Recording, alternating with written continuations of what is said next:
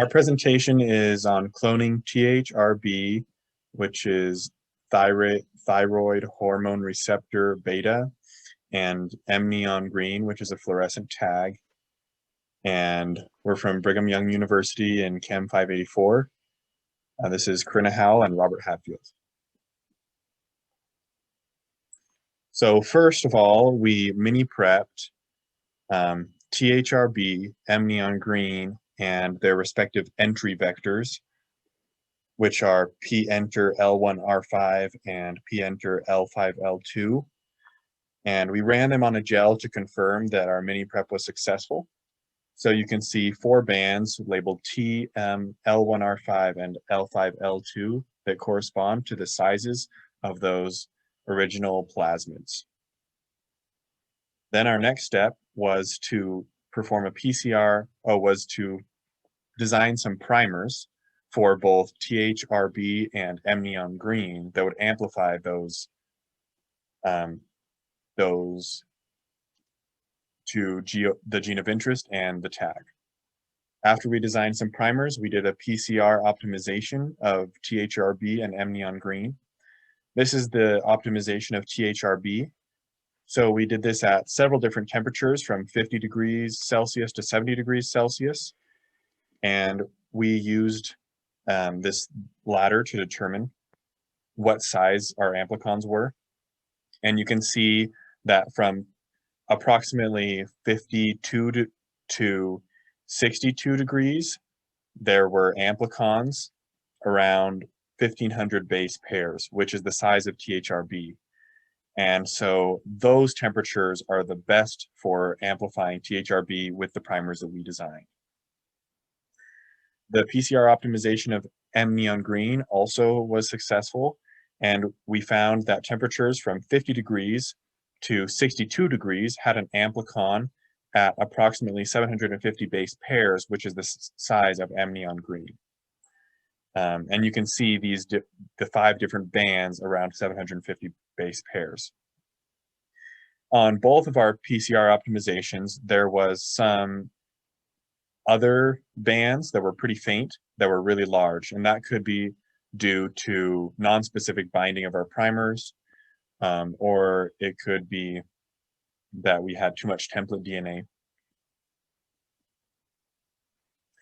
Next, we performed a ligation of M-neon green into pGem-T-easy to create pGem-T with M-neon green inside. And pGem-T-easy is a vector that when the ligation is successful, it turns white in the presence of XGAL because it's inserted in the middle of the lac operon.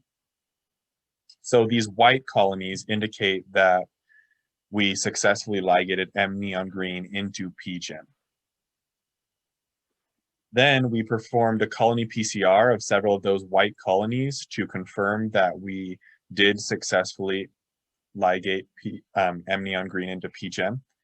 And you can see several bands, especially one bright band in the first lane next to the ladder and 3 lanes over next to the ladder at approximately 750 base pairs, which does confirm that M-neon green was inside of pGem. At least it says it's suggestive evidence until we do a sequencing. Unfortunately,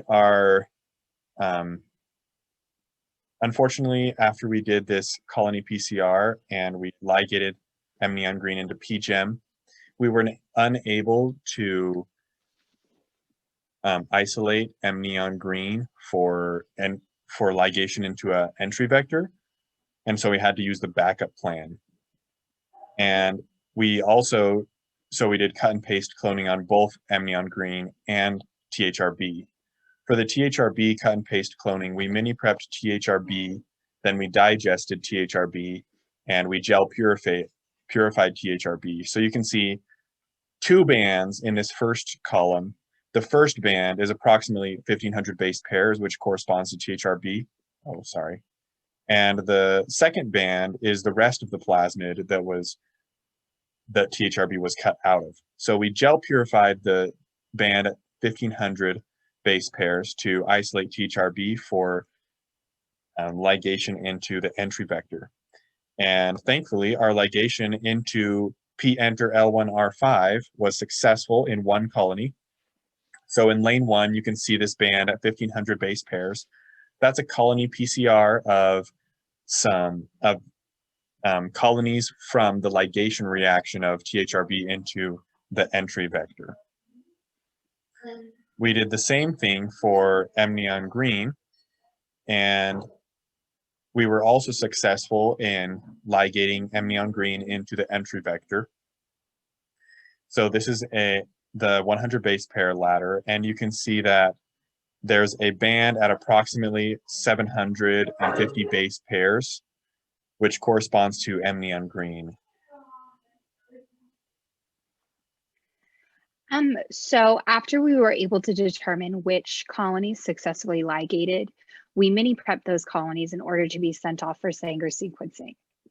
And so in Sanger sequencing, you add all of the regular nucleotides plus low concentrations of fluorescently labeled dideoxynucleotides, or DDNTPs. So as the PCR runs, these DDNTPs are randomly incorporated into your sequencing, which causes the reaction to terminate. This results in many of millions of different size sequences that are all just one nucleotide larger than each other.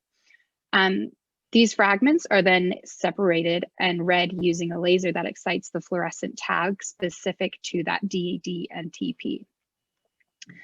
So on the slide, we can see that we were able to successfully sequence our tag, our purified tag after mini prep.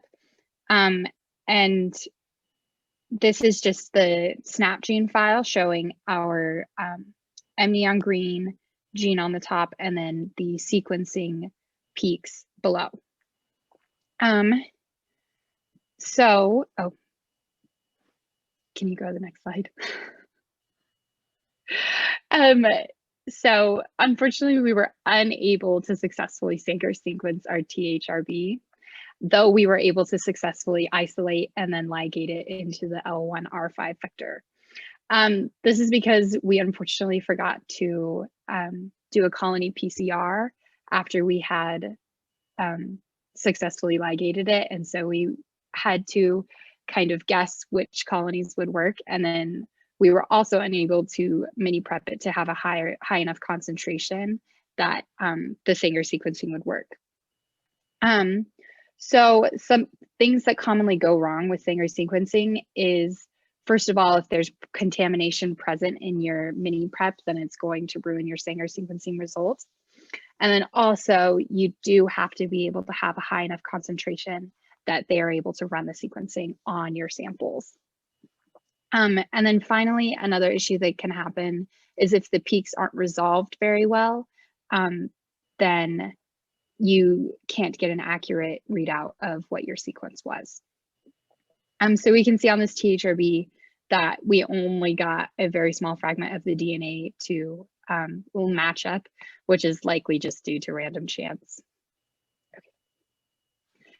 Okay, so this is our gateway cloning, which is where we take out the THRB from our entry vectors and then the amnion green from the entry vector and ligate it into a single vector. And so the gateway cloning process utilizes the lambda phage site-specific recombination. So the DNA inserts in their entry vectors are flanked by recombination sites, or ATT sites. And then the gateway vector also contains these same recombination sites. So then these recombination proteins are included in the enzyme mix of the procedure. And so the inserts are cut out from the entry clones and switched with the segment from the destination vector using LR clonase. So this results in an end product of the destination vector with the gene of interest and the tag in it, in our case, amnion green and THRB. So as you can see from the left, we were able to successfully grow colonies on our plate, and we had a fairly good efficiency because there are thousands of colonies on this plate. We tried to do PCR from the colonies using MP13 primers multiple times, but were unfortunately unsuccessful because we kept on getting back blank PCR reactions. So we decided to mini prep some of our colonies and then run a restriction digest on them.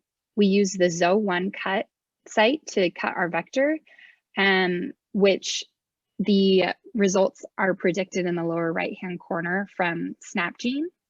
But unfortunately, those aren't the results we got. The results are shown in the gel above that. And so it is unlikely that we were successful in our gateway cloning reaction.